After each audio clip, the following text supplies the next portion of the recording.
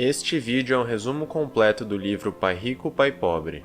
Neste vídeo você irá aprender os principais ensinamentos sobre o dinheiro que vão ajudar você a enriquecer. Parte 1. O medo da desaprovação da sociedade nos impede de sair da corrida dos ratos e de prosperarmos. Muitos de nós sabem ao que se refere a expressão corrida dos ratos. Mas se fôssemos perguntados, como definiríamos? Podemos dizer que é a rotina interminável de trabalhar para todo mundo, menos para você mesmo. Isso significa fazer todo o trabalho, enquanto os outros, o governo, os credores e os chefes ficam com a maior parte da recompensa. Em geral, falamos da corrida dos ratos como algo que todos nós fazemos parte. Ao mesmo tempo, falamos disso como algo que odiamos. Mas então, por que continuamos correndo como ratos? Porque a vida da maioria das pessoas é dominada pelo medo de ser desaprovado pela sociedade. Por exemplo, considere o mantra: vá para a escola, estude muito e consiga um bom emprego. Nós ainda ensinamos esse mantra, apesar de ser um conselho ultrapassado, fundado em ideias antigas de nossos pais. Naquela época, era provável que você conseguisse um emprego logo depois da faculdade, trabalhasse para a mesma companhia por décadas e conseguisse uma aposentadoria confortável. Porém, atualmente, essa não é mais uma receita garantida para uma vida livre de problemas financeiros ou da pobreza. A verdade é que você pode estudar muito, entrar em uma boa escola e conseguir um trabalho bem remunerado. E mesmo assim, não ver um crescimento financeiro, porque você ainda está preso na corrida dos ratos. Seus chefes, não você, estão ficando ricos com todo o seu trabalho árduo. No entanto, ainda acreditamos e seguimos esse mantra com medo de violar as expectativas que nos foram impostas desde o nosso nascimento. E qual o resultado disso? Podemos estar evitando a pobreza, mas certamente não estamos ficando mais ricos. Parte 2. O medo e a ganância podem levar pessoas financeiramente ignorantes a tomarem decisões irracionais. Quando se trata de dinheiro, todos, prósperos ou não, experimentam duas emoções básicas: ganância e medo. Se você tem dinheiro, provavelmente se foca em todas as coisas que poderia comprar, ganância. Se você não tem, você se preocupa em nunca ter o suficiente, medo. As pessoas que são ignorantes em saber administrar suas finanças estão mais propensas a deixar essas emoções conduzirem as suas tomadas de decisão. Por exemplo, digamos que você acabou de ser promovido e recebeu um belo aumento de salário. Você poderia investir esse dinheiro extra em algo como ações e títulos, o que faria você ganhar dinheiro com o tempo, ou você poderia se presentear com novas compras, com um novo carro ou uma nova casa. Se você é uma pessoa financeiramente ignorante, é aí que as emoções tomam o controle. O medo de perder dinheiro é tão poderoso que impede você de investir em ações ou outros ativos por causa dos riscos percebidos, apesar desses investimentos trazerem riqueza no longo prazo. Ao mesmo tempo, a ganância lhe inspira a gastar seu salário maior com um estilo de vida melhor, por exemplo, comprando uma casa maior, o que parece uma opção muito mais real e segura do que comprar ações de uma companhia. Contudo, essa melhoria também significa uma hipoteca maior e contas maiores, o que também impede que você fique rico. É assim que o medo e a ganância impedem as pessoas financeiramente ignorantes de se tornarem ricas no longo prazo. Então, como podemos nos opor a esses fortes sentimentos? Obtendo conhecimento financeiro sobre coisas como investimentos, riscos e dívidas. Isso vai colocá-lo em uma posição melhor para tomar decisões racionais, mesmo diante da ganância e do medo. Parte 3. Apesar de ser vital para a prosperidade, tanto pessoal quanto da sociedade, não aprendemos sobre inteligência financeira. Muitas pessoas pensam que para ficarem ricas é suficiente ser talentoso ou capaz, mas na verdade, o mundo está repleto dessas pessoas, e muitas delas são pobres.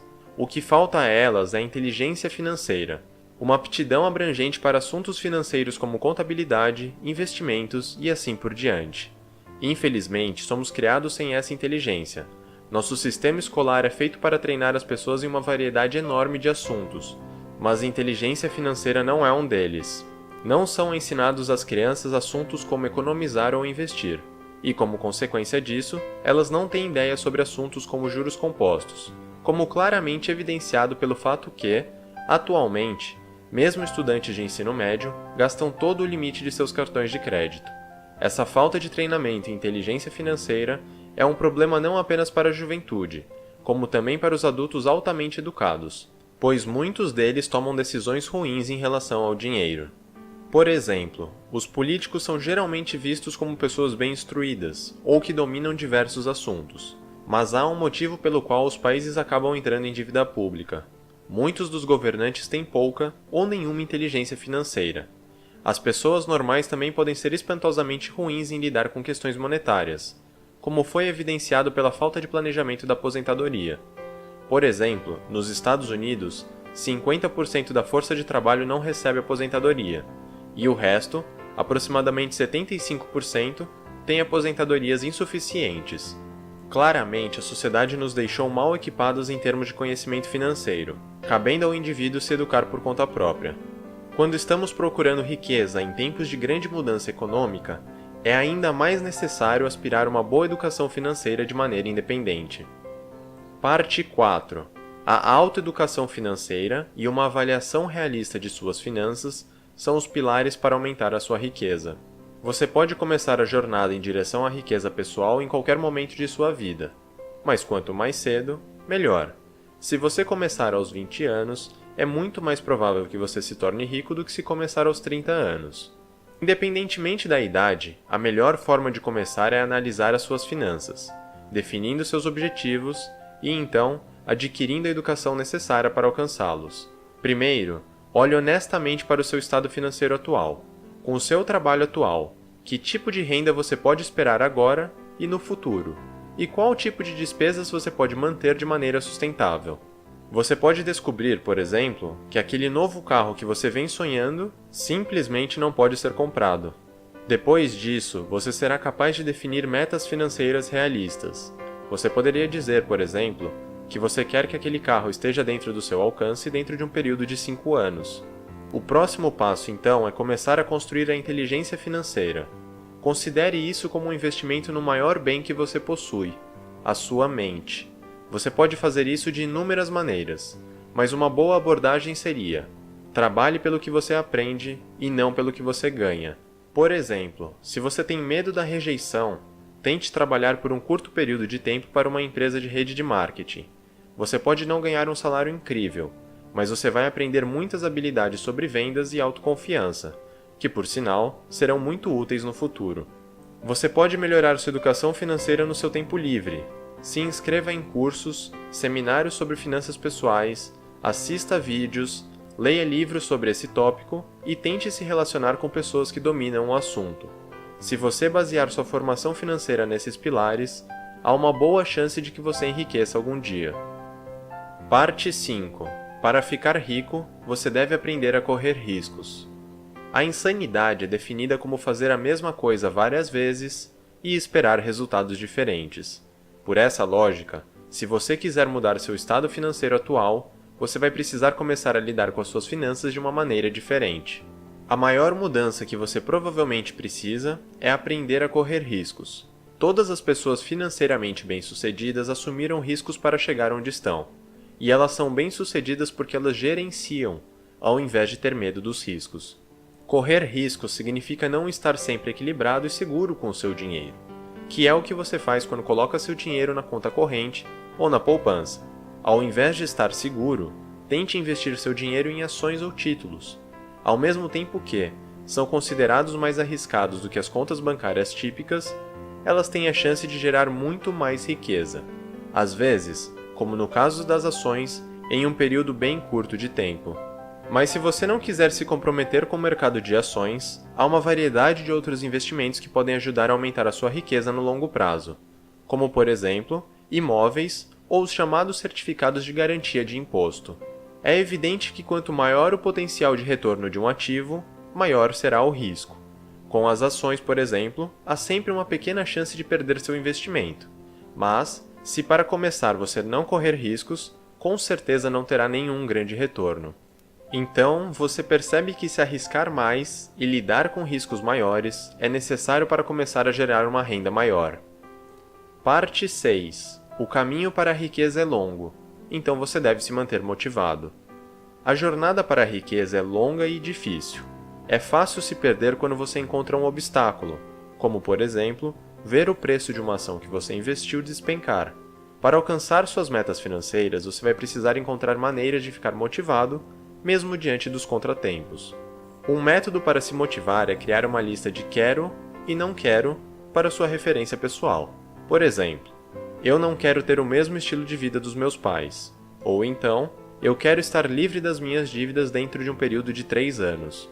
Leia essas listas toda vez que você precisar de um lembrete do porquê você precisa perseverar na jornada para a riqueza. Outra boa forma de ficar motivado é gastar o dinheiro com você mesmo antes de pagar as suas contas. Apesar de ser um pouco contraintuitivo, desse modo você verá exatamente quanto dinheiro a mais você precisa todo mês para satisfazer seus objetivos. Satisfazer seus desejos, como comprar aquele celular novo que você está de olho, e quitar as suas dívidas.